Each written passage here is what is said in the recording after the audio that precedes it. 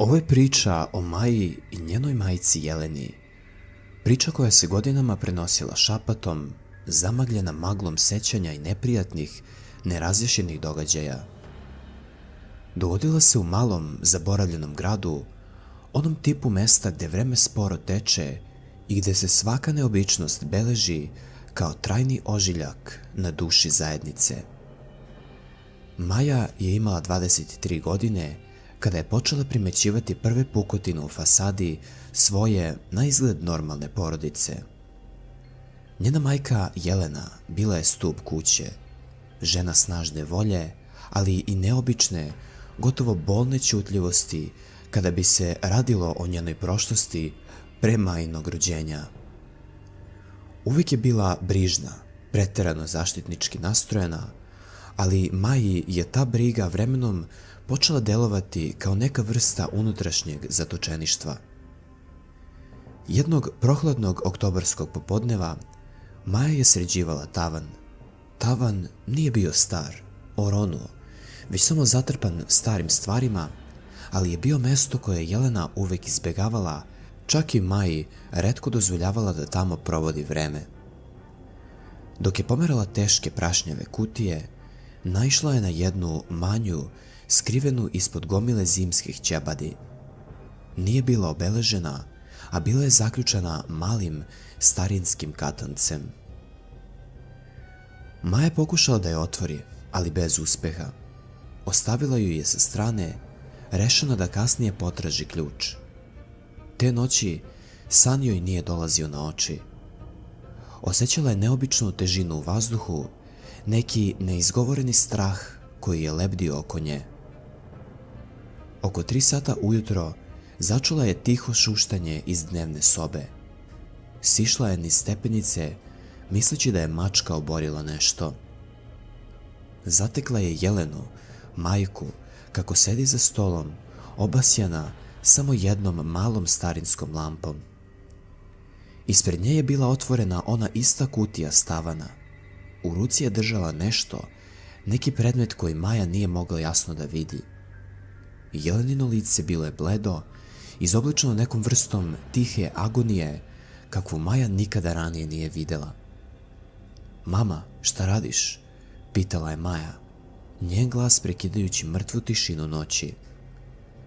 Jelena je naglo podigla pogled, a panika u njenim očima bila je gotovo opipljiva. Brzo je zatvorila kutiju, zaboravljajući na katanac, i stavila predmet koji je držala u džep ogrtača. "Maja, trebalo bi da spavaš," rekla je. Glas joj je bio grub, neprepoznatljiv. "Nije ništa, tražila sam nešto, idi na spavanje." Maja je osjetila hladan talas nelagode. Nije to bio samo bes, već i nešto dublje. Sljedećeg jutra kutije nije bilo. Nestala je, kao da nikada nije ni postojala. Ovaj incident postao je Majin stalni teret. Neka vrsta nevidljivog duha koji je proganja. Počela je obraćati pažnju na sitne detalje, na Jelenine neobične navike. Primetila je da Jelena nikada nije koristila ogledala u kući. Imali su ih, naravno, ali Jelena bi se uvek okretala bočno ili bi žurno prolazila pored njih. Nije to bilo iz taštine, već iz nekog neobjašnjivog straha. Maja je danima pokušavala da nagovori majku da joj kaže šta je u kutiji, ali je Jelena odbijala da razgovara. Njen zid ćutanja bio je sve viši i deblji.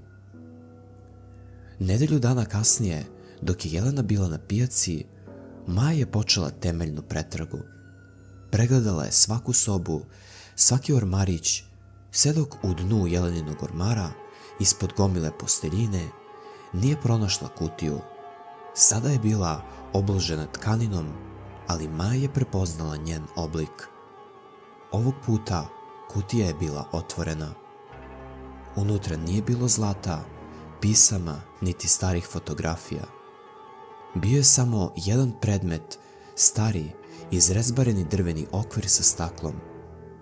Ali staklo nije bilo prozirno. Bilo je tamno kao oniks, potpuno neprozirno. Nije reflektovalo svetlost, samo ju je gutalo. Maja se sagnula, približila svoje lice i umjesto da vidi svoj odraz, vidjela je tek naznake mutne, nejasne konture koje su se kretale unutar te tame, a nisu pratile njene pokrete. Nije mogla da objasni taj osjećaj, ali to tamno staklo izazivalo je u njoj mučninu i vrtoglavicu. Nije izgledalo kao obično staklo, već kao površina koja upija svetlost i drži je zatočenu. Maja je izvadila okvir iz kutije. Na poliđini je bila zalepljena mala, požutela etiketa sa rukom napisanim rečima: "Nadam se da ti je pomagao. Nikada ga ne skidaj. A." Dok je Maja držala okvir, osjetila je kako joj se prsti hlade, a težina predmeta je postala neobično velika. Kao da je napravljen od nekog teškog metala, a ne od drveta i stakla. Nešto ju je nateralo da ga vrati.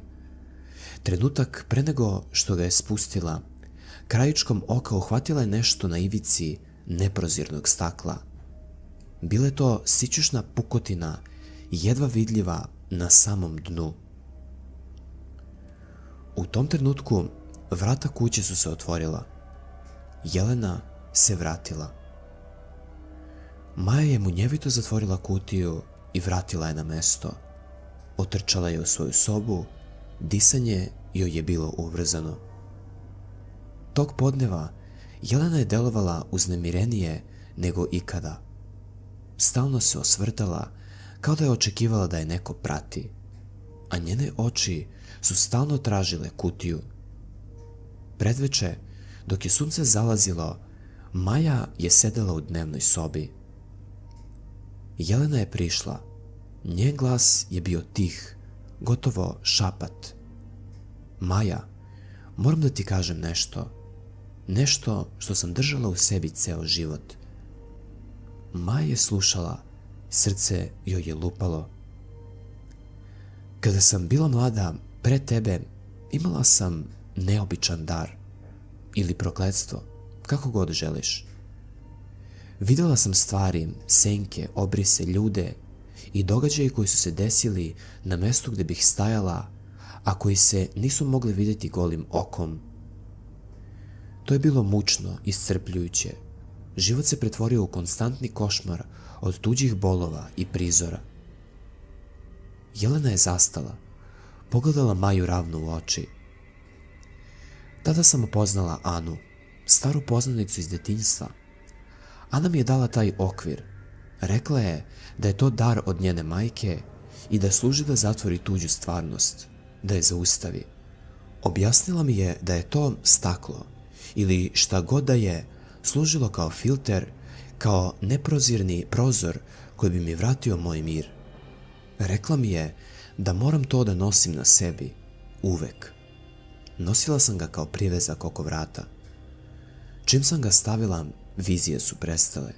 Mir se vratio. Bio je to najveći blagoslov mog života.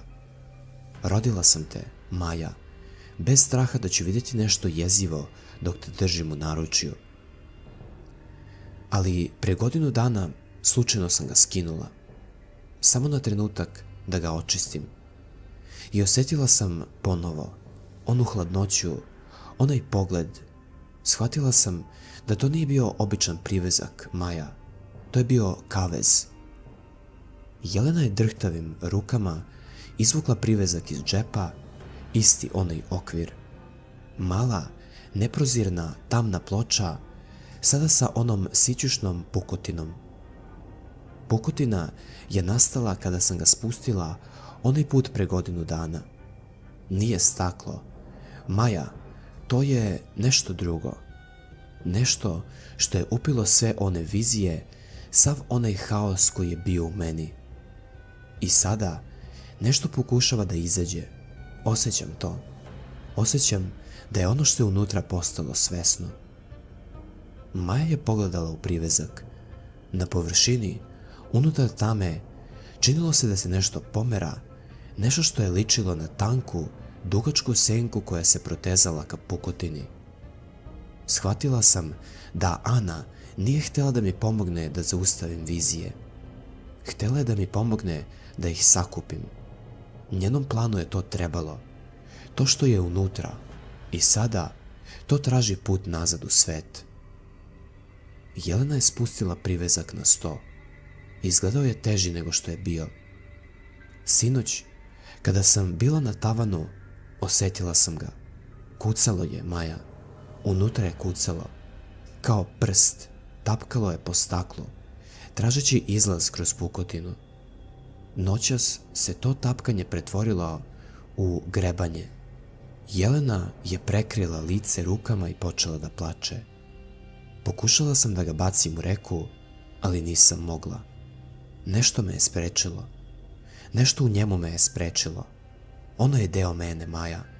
Zbog njega sam mogla da ti budem majka, a sada će mi to uzeti sve. U tom trenutku soba se ohladila. Lampa je počela da treperi, iako nije bilo vetra. Sa stola, sa površine tamnog okvira, začulo se jasno i razgovetno, tanko i oštro, grebanje. Maja i Jelena su se ukočile. Grebanje je postojalo sve glasnije, kao nokat na crnom staklu, brzo i ritmično. Ne samo da su ga čule, već su ga i osjećale. Vibracija se prenosila kroz drveni sto. Ne gledaju to, Maja, šapnula je Jelena, očiju širom otvorenih, prikovanih za privezak. Maja, međutim, nije mogla da odoli. Pogledala je, sićušna pukotina na dnu okvira je postajala sve veća, kao da se tanka linija mastila širila. A unutar tog tamnog stakla onaj drugi obris se približio ivici. Nije to bila samo senka. Maja je sada vidjela oblik, tanku, izduženu ljudsku ruku koja se polako, mukotrpno gurala ka pukotini. Nije to bila priča o ubistvu, proganjanju ili staroj kući. Bila je to priča o zatvorenom teroru, o nečemu što je majka nosila u sebi, o tajni koja je postala kavez za tuđe vizije i obrise, a kavez je sada popuštao. Jelena je sa nekom nadljudskom snagom zgrabila privezak. Maja, zapamti ovo. Nije to zlo, već skup svih tuđih zala koje sam vidjela, zaključanih na jednom mestu. Moraš ga ponovo zaključati. Ne diraj ga, ali ga sakri, negdje gdje svetlost ne dopire, brzo. Jelena je istrčala iz sobe, držeći privezak čvrsto u ruci. Maja joj je pratila, osjećajući kako joj znoj curi niz leđa. Jelena je otrčala u podrum, Maja za njom. Podrum je bio mračan, vlažan, sa zemljanim podom. Jelena je kleknula, vadeći malu, staru lopatu. Počela je grozničavo da kopa u najmračnijem uglu podruma. To je jedini način. Moram da ga zakopam. Ne sme da vidi svetlost, Maja. Grebanje je postalo besno. U mraku podruma Maja je jasno vidjela kako pukotina na staklu svetli slabašnim, zlokobnim crvenim sjajem. Unutar okvira ruka je bila gotovo na pukotini. Gotovo je, povikala je Jelena. Iskopala je dovoljno duboku rupu. Htjela je da baci privezak, ali u trenutku kada je zamahnula, privezak se snažno trgnuo u njenoj ruci. Pukotina je pukla skroz popreko. Iz tamne površine, ne iz pukotine, već kao da je materija isparila, pojavila se tanka duga senka. Nije to bio ljudski lik, već nešto amorfno, oblik koji je pulsirao tamom, a senka se u tren oka obavila oko Jelenine ruke. Jelena je vrisnula, bolan, prestrašen vrisak. Nešto je Maji reklo da se to nešto ne bori da izađe, već da se bori da se vrati natrag. Natrag u Jelenu. Senka je brzo nestala. Okvir je pao na zemlju, staklo je bilo čisto, prozirno, obično ogledalo. Jelena je stajala nepomično, ruka joj je visila. Zatim se polako okrenula prema Maji. Njene oči, nekada tople i pune brige, sada su bile prazne, crne, bez sjaja. Mama, upitala je Maja, glas joj je drhtao. Jelena se osmehnula, ali to nije bio Jelenin osmeh. Bio je širok, neprirodan, sa premalo bora oko očiju. Sve je u redu, Maja, rekao je glas. Bio je to Jelenin glas, ali sa čudnom, prikušenom rezonancom. Sada opet vidim sve. To je ono što treba svima nama, zar ne? Jelena je podigla ruku i polako je ispružila prema Maji. U podrumu se osjećao jak miris vlage i truleži. Maja se povukla korak unazad. Shvatila je. Privezak nije služio da zadrži senku napolju.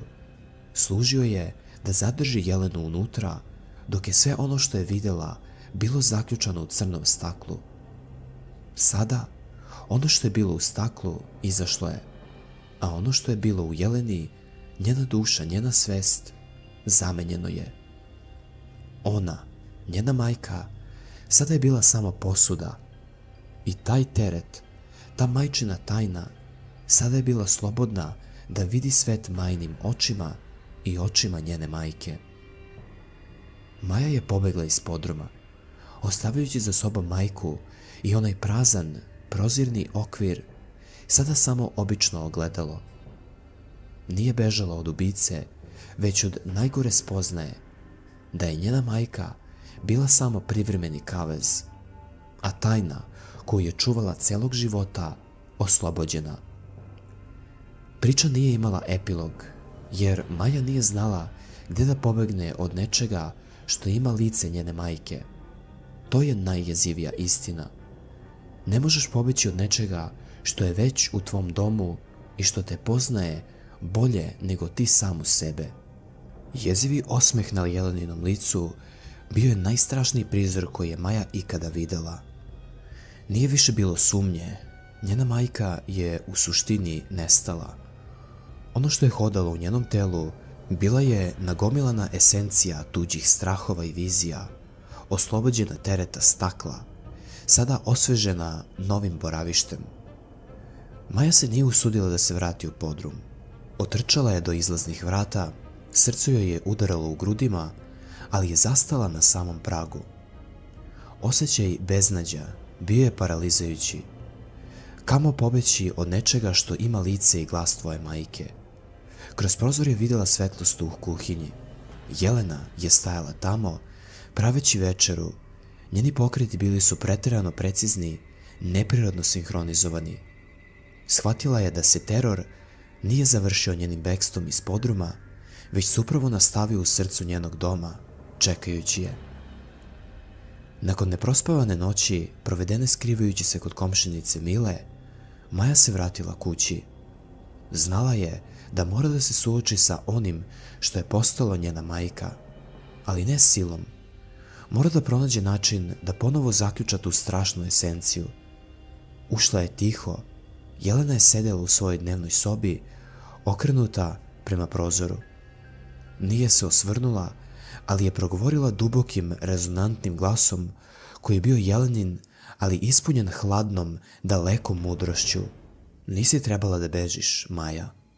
U ovom telu je mir, potpuni mir, jer vidi sve, razume sve i sada može da vidi kroz tebe, tvoje strahove, tvoje najdublje sumnje. Nije bilo pretnje u glasu, već samo izjava činjenica koja je Maji sledila krv. Tada je Maja shvatila ključ. Privezak nije zaključavao zlo, već haos. Jelena se oslobodila onoga što ju je činilo normalnom. Osjećaja bola, empatije, ljudske slabosti. Maja je pronašla kutiju i prazan okvir, sada prozirno ogledalo. Sa užasom je primetila da na staklu nema odraza Jeleninog lika. Tek tada je shvatila da je jedini način da se majka vrati bio da se u to staklo, u taj kavez, ponovo zarobi nešto, ali ne bilo šta, već nešto što je Jelena cenila više od svega, mir. Maja je u očaju uzela majčinu staru, omiljenu fotografiju na kojoj se Jelena smeje pre Majinog rođenja i uz pomoć selotejpa, prekrivajući prozirno ogledalo na okviru, ponovo stvorila barijeru. Nije to bio srećan kraj, već mračan zaključak. Jelena je stajala iznad nje dok je ovo radila, posmatrajući je sa znatiželjom. Kada je Maja zalepila fotografiju na staklo, osjetila je snažan udarac, kao da je struja prošla kroz nju. Telo njene majke se srušilo na pod. Kada je Jelena otvorila oči, više nisu bile prazne. Bile su pune straha i zbrke. Šta se desilo? Promucala je. Maja joj nije ispričala celu istinu, samo da se onesvestila, ali znala je istinu. Jelena je ponovo bila tu, ali njena sećanja i vizije, njen mir i njena prošlost zauvek su ostali zarobljeni za fotografije na onom staklu. Maja je morala da nastavi život sa majkom koja se ne seća posljednjih godina svog života i koja više nikada neće biti potpuno ista. Držeći strašnu tajnu zaključanu u kutiji koju nikada neće smeti da otvori. Teror je postao tiha, svakodnevna prisutnost.